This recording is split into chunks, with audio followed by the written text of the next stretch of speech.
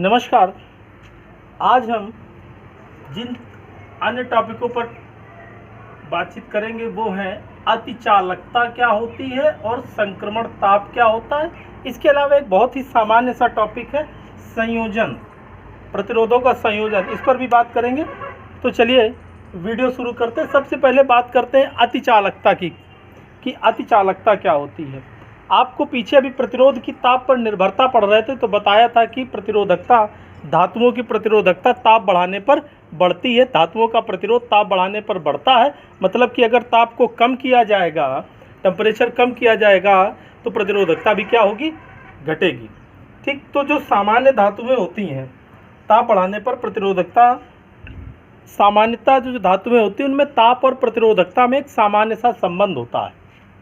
संबंध क्या होता है कि अगर ताप बढ़ा रहे हैं तो प्रतिरोधकता बढ़ेगी, ताप कम कर रहे हैं तो प्रतिरोधकता कम होगी। इसका मतलब है कि चालकता जो होगी इसके विपरीत होगी। लेकिन ये तो एक सामान्य संबंध है। आगे क्या होता है कि जब उन धातुओं में अगर एक निश्चित ताप से नीचे तक उसको ठंडा कर दें, एक निश्चित ताप के नीचे अगर उसको ठंडा किया जाता है तो प्रतिरोधकता जो है शुद्ध धातुओं की अपेक्षा धीरे धीरे कम होती है। प्रतिरोधकता शुद्ध धातुओं की अपेक्षा धीरे धीरे कम होती है। अर्थात विशेष ताप से नीचे, एक विशेष ताप से नीचे अगर उसको ठंडा कर दिया जाता है तो प्रतिरोधकता घटकर क्या हो जाती है, शून्य हो जाती है। प्रतिरोधकता घटकर शून्य हो जाती है। उदाहरण के लिए जैसे पारा है, पारे की प्रतिरोधकता 4.2 केल्विन ताप पर क्या हो जाती है, शून्य हो जाती है। इसे ही कहते हैं अतिचालकता। प्रतिरोधकता शून्य हो गई, विशिष्ट प्रतिरोध शून्य हो गया, इसका मतलब चालकता अपने परचरम पे पहुंच गई। ऐसा कुछ ही धातुओं के साथ होता है और वो भी एक विशेष ताप के नीचे अगर ठंडा करते हैं तो ही ऐसा होता है। फिर से जानते हैं कि ताप, सामान्यतः धातुओं में ताप और प्रतिरोध के मध्य एक विशिष्ट संबंध होता है, अनुपात होता है। लेकिन यदि ये प्रतिरोधकता, ये ताप एक निश्चित ताप से नीचे आ जाए तो ये संबंध असामान्य हो जाता है। असामान्य संबंध होने का मतलब क्या है कि अगर एक नीचे ताप से और नीचे या उस विशेष ताप से नीचे ठंडा करते हैं तो प्रतिरोधकता अचानक से घटकर शून्य हो जाती है। प्रतिरोध, विशिष्ट प्रतिरोध अचानक से शून्य हो जाता है और तब उनकी जो चालकता है, चालकता प्रतिरोध के व्युत्क्रमानुपाती होती, तो तब जो चालकता है वो अपने चरम पे पहुंच जाती है। अर्थात जैसे पारे के लिए उदाहरण लिया गया, पारे का जो प्रतिरोधकता है या विशिष्ट प्रतिरोध है वो 4.2 केल्विन ताप पर शून्य हो जाता है। यानी 4.2 केल्विन ताप पर चालकता क्या होगी, वो परम हो जाएगी। तो ये जो ताप है ये अतिचालकता के लिए आवश्यक है। इस ताप को ही कहते हैं संक्रमण ताप। सामान्यतः धातुओं के लिए जो संक्रमण चालकता है वो 10 केल्विन से 0.1 केल्विन, बहुत छोटे ताप के लिए 10 केल्विन से 0.1 केल्विन के बीच में होती है। अब दूसरा है संक्रमण ताप। किसको कहते हैं? वह ताप जिस पर धातुओं की प्रतिरोधकता अचानक से शून्य हो जाए। वह ताप, क्रिटिकल टेम्परेचर, वह ताप जिस पर धातुओं की प्रतिरोधकता अचानक से शून्य हो जाए संक्रमण ताप कहलाता है। वह ताप जिस पर धातुओं की प्रतिरोधकता अचानक से शून्य हो जाए क्या कहलाता है? संक्रमण ताप कहलाता है। तो क्लियर हो गया अतिचालकता और संक्रमण ताप। अब अगले टॉपिक पे बात करते हैं प्रतिरोधों का संयोजन। हाई स्कूल में भी आपने पढ़ा इसको, अभी पिछले चैप्टर में आपने संधारित्रों का संयोजन पढ़ा था।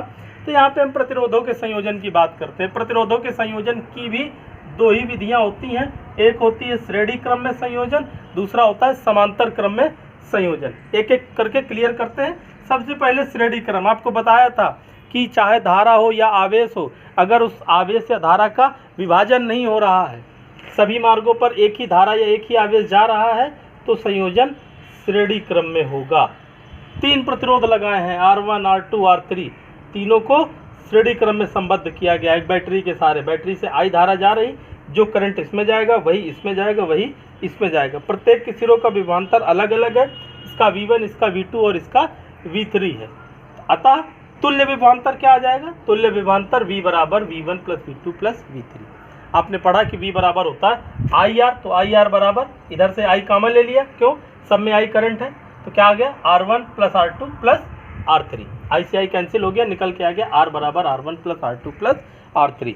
तो निष्कर्ष क्या मिला कि प्रतिरोधों का श्रेणी संयोजन हम तभी करते हैं जब हमें अधिकतम प्रतिरोध प्राप्त करने होते हैं। जब हमें अधिकतम प्रतिरोध प्राप्त करने होते हैं तो संयोजन किस प्रकार से किया जाता है, श्रेणी क्रम में संयोजन किया जाता है। अब आते हैं समांतर क्रम में संयोजन की ओर। 3 प्रतिरोधों को समांतर क्रम में लगा दिया गया। समांतर क्रम तब होगा जब करंट बटेगा, I यहाँ से चला, इसमें चला गया I1, इसमें I2 और इसमें I3, सबके बीच विभवांतर कितना है, V है। तो परिणामी धारा जो कुल धारा होगी वो इन तीनों धाराओं के योग के बराबर होगी। तो I बराबर I1 plus I2 plus I3, I होता है V अपान R के बराबर, V से V कैंसिल हो गया, तो 1 अपान R बराबर 1 अपान R1 प्लस 1 अपान R2 प्लस 1 अपान R3। निष्कर्ष क्या मिला कि अगर न्यूनतम प्रतिरोध प्राप्त करना हो तो संयोजन किस प्रकार से करेंगे, समांतर क्रम में करेंगे, और अधिकतम प्रतिरोध प्राप्त करना हो तो संयोजन किस प्रकार से करेंगे, श्रेणी क्रम में करेंगे।